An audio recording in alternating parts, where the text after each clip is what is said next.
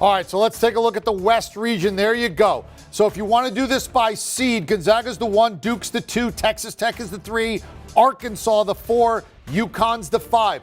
I mean, you haven't seen it all yet, but this looks like a pretty challenging bracket right out of the gate. You see this 1, 16, 8, 9. Tim Doyle, what are you thinking when you see Gonzaga, Georgia State, Boise, and Memphis? Penny Hardaway drawing the kids from Idaho. Well, Memphis had a great run. They lose on Monty Bates, but they figure out kind of their identity. They come together. They play themselves into the tournament after Penny Hardaway was cursing out everybody. I don't know if he threw Matt Norlander under the bus, but there were some writers that he was not happy with at the time. His teams responded. Boise State plays great defense. They're veterans. But when you look at Gonzaga, Matt, looks like they're absolutely going to roll no matter who they get matched up. Okay, real quick. Gonzaga faces Boise State. That's Leon Rice, former Gonzaga assistant, in the second round. Boise State-Memphis is a grinder of a game. First one to 55 might wins. That is a classic 8-9 right there. That is a fantastic matchup. All right, let's take a look at the next pod here. UConn, a 5 seed, facing New Mexico State. The Aggies, a 12 seed. And then Arkansas facing Vermont. And, Matt, you know Vermont very well. The Catamounts are absolutely lethal. They will get up and down the floor. The Razorbacks also scoring at will. That's going to be a high-scoring affair. You look at this pod, what jumps out to you? My first inclination is UConn will not suffer a 12-5 defeat. I wouldn't go that far. New Mexico State rates 81st in Ken Palm, 26-6. Chris Jens is a really good coach, and New Mexico State is legit. They've gotten out of the whack more often than not in the past 12 years. That 4-13 is super fascinating. Vermont is one of the hottest mid-majors in the country. They just won the America East Tournament by a larger margin of victory on average than any team in more than 3 decades. Arkansas, Vermont has tremendous potential to be a upset, really, and that's really good Buffalo, game. Right? So, I mean, that's drivable for Vermont. It's not close, but it's drivable. Another great point, EK. So that's drivable. UConn also gets a halfway decent region in terms of geography. The fans are going to flock there. Good seating overall. This is a very fun pod. Yeah, you may get a lot of people from the Maple Syrup State up there cheering in Buffalo. All right, Timmy. Alabama gets the Rutgers-Notre Dame winner. So both Rutgers and Notre Dame get in, but they're on that 11 line, that play-in. And then Texas Tech, who lost in the Big 12 final to Kansas against Montana State. Notre Dame, we all were questioning. Matt had them out. I had them in. 15 conference wins, ends up getting them in. I thought Rutgers eyeball test, they deserve to be in. They've had a lot of adversity this year. The net wasn't great. The SOS wasn't great. I think whoever comes out of that game knocks off Alabama because you don't know what you're going to get there. I know Forrest Gump's from Alabama. What did his mama tell him? Life's like a box of chocolates. You don't know what you're going to get with the Crimson. Okay, real quick on this. Bama's been one of the weirdest teams up and down all year. Rutgers and Notre Dame has such drastically different resumes. I'm not shocked Notre Dame's in, but these are so different. It almost to me feels like a wink from the committee saying, we didn't know how to split the difference here. It makes me really curious about the 2 other teams that are going to be in this play-in from an at-large standpoint. Texas Tech, Montana State, bit of a grinder there. But I'll tell you this, Rutgers can beat Notre Dame and be that classic first 4 team that gets along into the round of 32 at minimum. Rutgers, Notre Dame, by the way, an old-school Big East matchup. Those teams used to be in that conference, and now obviously they have gone elsewhere. All right, we are going to get to the next region coming out. Give me 1-sentence overall theme on the West. Go ahead, Tim. I see Bob McKillop, who's 116 years old, going up against Mike Krzyzewski, who's 210 years old. They know each other. They have North Carolina roots. That's the matchup I see. That's a bad matchup for Michigan State. Duke did not get what they wanted. Coach K wanted to be in Chicago. They did not accommodate him, and he will go there. So that is your West region. South region revealed, top of the bracket, the 1 seed Arizona facing a play-in team. Wright State or Bryant brings up perhaps Peter Kiss making his national tournament appearance here as he leads Division I in scoring. That's an interesting matchup. Arizona, you're probably going to have to give 30 points there if you're Arizona. You have to lay that. Anything pop out here this first pod? I'll be super quick on this. Kirk Kriisa of Arizona, he's got an ankle issue. We'll see if he plays. If he plays against Bryant, Peter Kiss and Kirk Kriisa have the most attitude, swagger, and just vibes of any players in the tournament. That is the swag off if they wind up playing in Bryant Pass Wright State. TCU's dancing for just the 2nd time since '98. Huge for the Horned Frogs. That's a vintage 8-9. Toss a coin. What are you going to get? We'll see. I like TCU just a little bit in that matchup. TCU has really changed its colors, guys. I had them in November against Santa Clara. They got whacked by 20, and I left that gym and I said, that isn't even close to an NCAA team. I was wrong. Jamie Dixon has righted the ship. They beat Kansas. They took them down to the wire in Allen Fieldhouse. They play really good defense. But Seton Hall is in that really tough Big East Conference. All right, you have Houston as the 5 against UAB as the 12, and Illinois is a 4 against Chattanooga.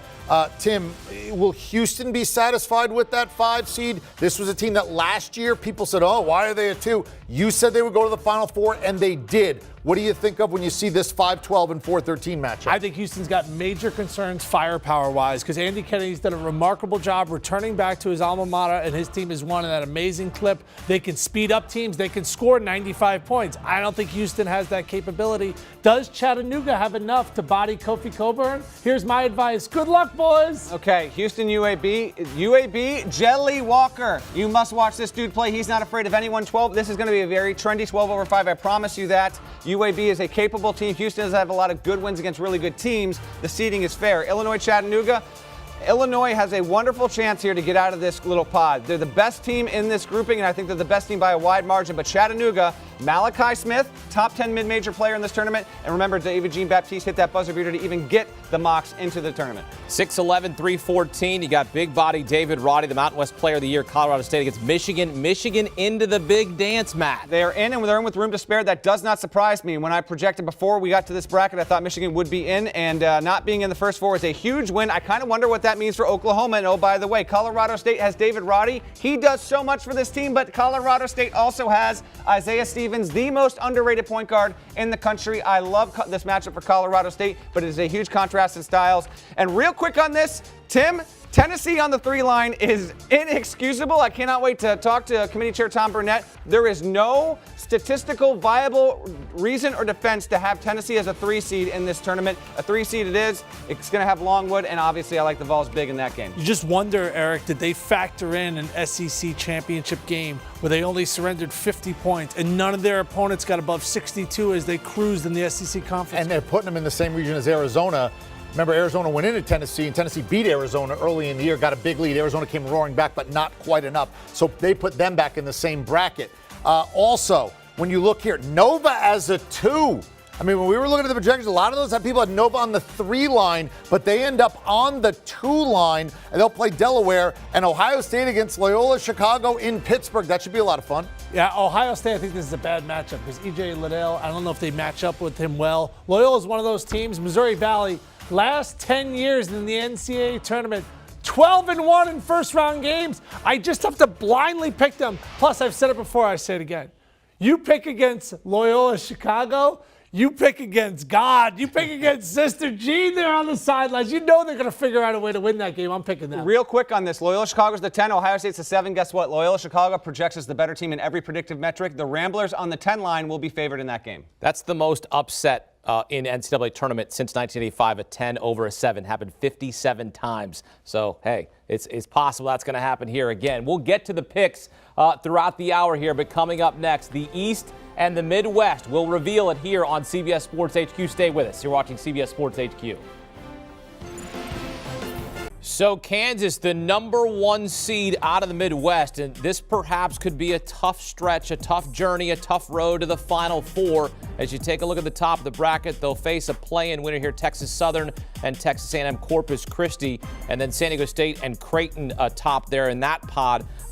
Matt, anything jump out to here in these 2 matchups as you look at on the Midwest region? Kansas into the Sweet 16 feels fait accompli there. San Diego State, reliable as ever on the defensive end. Creighton, this is the best defensive team Greg McDermott's ever had at Creighton. Blue Jays just made the Big East championship game. They don't have their starting point guard Ryan Nembhard, but in spite of that, they've actually even played better on the defensive end. That'll be a tricky 8-9 as they usually are, but I'd say a fairly nondescript top half of that pod. What I love so much about Ryan Hawkins from Creighton, he was the best player in Division II. And with the COVID year, he goes, why don't I go Division I? And he's been outstanding for Doug McDermott's bunch, but Brian Dutcher's team defends, and that's what's going to win. Experience. Matt Bradley's strong. He's left-handed. He gets into the lane. I can see that game, Matt, being like 49-47. I'm betting the under right now. I already bet the under. There's no line. I already bet under. As for Kansas, they have a lot of firepower. I look at this Midwest region, Hakeem. I think anybody can win it. Yep. All right, well, could have come out of this grouping, Tim. Iowa's the 5 seed. They're the Big Ten Conference Tournament champs. They're on the 5 line against Richmond. And Providence, despite the fact they got absolutely obliterated in the Big East Conference Tournament by Creighton, they're on the 4 line. So we've seen Nova on the 2 line, Providence on the 4 line. Big East getting some respect. South Dakota State, I know a lot of people, Jerry Palm included, said, watch out. That's one team you don't want to draw if you're in the top 4 seeds. What do you see with this grouping? I did not like, Matt, what I saw of Providence in the Big East Tournament. They went out there lethargic, and they got smacked around by Creighton. South Dakota State has veteran guards. They shoot the 3. They did not lose a home game this year. That is a bad matchup for the Friars. I'll tell you real quick, the committee should have flipped this. South Dakota State's a 12, Richmond's a 13, and if you do that, and Iowa, South Dakota State versus Richmond, Providence, those are better games, better matchups. It is what it is. Providence versus Iowa would be an incredible second round, but you know what? South Dakota State is going to be such a trendy 13 over 4, and Providence, despite being the highest seeded team in this part, it's going to be a very popular pick to not break through to the second weekend there. Providence has been better in close games than any other team in the country. They're going to need that against You know there's always one upset that becomes so trendy, it's too trendy, and that's the one that doesn't come in. That's going to be the one you're going to see on a lot of brackets. I wonder if that's going to be the one that's too trendy. Well, there's a reason. South Dakota State, best shooting team in the nation. Eric Henderson, a hot name at South Dakota State. The guy that took the job there, TJ Otzenberger, he's at Iowa State now. He's facing LSU. LSU got a situation where Will Wade's not there. It's Kevin Nickelberry filling in. That's an interesting matchup there, 6-11, and then Wisconsin-Colgate, Matt. What stands out to you about the 6-11 here, LSU and Iowa State? Well, Iowa State's on the 11 line despite having 9 quad 1 wins. That's a shocker to me, but I get it. Wisconsin-Colgate, that will be a defensive battle and probably low scoring. All right, last one. The nice weather game, right? USC-Miami, that's a lot of fun, 7-10. And then Auburn, Jacksonville State. Auburn's going to try to break a trend. Nobody has ever won the national championship getting beat in the first round of their conference tournament. Baylor, Auburn, going to try to slam that door shut. They're going to have to try to break that trend. How concerned are you with what happened to them in the SEC tournament, and what do you think of this little pod right here? Well, think about Jacksonville State. They didn't even win their conference tournament. And Jacksonville State is in what state, Akeem? What state is it in? Jacksonville State. Alabama. I know. I thought it was in Florida, but I did a game there a few years ago, and then I learned it was. You don't bring that weak ass you-know-what into Akeem. He just swatted that in the second round. So you got a rivalry here. You got the best 1AA football team out there in Jacksonville State taking on an SEC power. This is the biggest sporting event. The bars in Jacksonville, Alabama close at 9 a.m. Okay? They need to be open all day, all right? There's no closing. Turn those machines back on.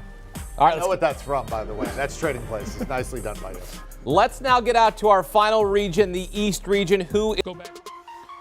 All right, so this is the fourth and final region. Baylor is the 1, Kentucky's the 2, Purdue's the 3, UCLA's the 4. That is a nasty 1, 2, 3, 4. That is balanced. That 2, 3, 4, that is a tough road to get through if you're Baylor. But let's look at that first grouping. Baylor against Norfolk State. And how about North Carolina, who just when you thought they might be playing their way into, watch out for them, then kind of get blitzkrieged a little bit in the ACC tournament. They're on the 8 line against Marquette, who's the 9. Matt Norlander, what say you when you see the defending champs and North Carolina here? Well, that would be really, really fascinating. North Carolina earned that 8 seed. It kind of tells me that winning at Duke wasn't even a requisite to get into this bracket. And oh, by the way, there, Marquette has had an interesting season. We're not even projected to be a top half of the Big East kind of program this season. Shaka Smart's done a wonderful job. That feels like the biggest toss-up to me, though. Marquette's actually a tricky matchup for North Carolina. Guard play in that game will be huge, and then Baylor will be even though Baylor's not at full strength, we wait on to see if LJ Cryer can even go. He's the leading scorer, and he's got a foot issue. Baylor will be the pick here, but it won't stun me if you see some people trying to get a little tricky with it and going with UNC over the Bears. Justin Lewis from Marquette is a 6'7" freshman, but it's his second year. He is an NBA talent. He scored down low, he shoots the 3. I had Marquette winning the Big East Conference Tournament. Ooh, not so good. They got knocked out by Creighton in the first round, but they could beat anybody on any given night. They also could lose to DePaul like they did in Big East Conference play. That's a fun matchup. Shaka Smart, Marquette, Hubert Davis, North Carolina, both looking to make a name in the 8-9. St. Mary's going to play the play-in between Wyoming and Indiana. Indiana into the big dance, at least the first 4. Maybe they'll make some noise against Wyoming. And then UCLA, a first 4 last year, is a 4 seed this year against the Zips from Akron. Tim, your thoughts about UCLA and Akron? I know you love the Zips. Yeah, I think that Akron has two NBA players in Ali, who's a wing player, who's only a sophomore, and Enrique Freeman. If you don't know Enrique Freeman's name, learn it. He went to Akron as a student. He was hanging out in the lunchroom, and John Gross said, "You're pretty tall. Do you want to play?" Well, he's turned into the best rebounder in all of college basketball. He is the modern-day Dennis Rodman. He was outstanding as Akron got revenge on Kent State in the MAC championship, beat them by 20. Wyoming and Indiana is a matchup of two of the best big men in the country, Trace Jackson Davis, Graham Ike. Did I say it? Ike. Those two guys are What? close enough. It's actually. I heard EK. I said what?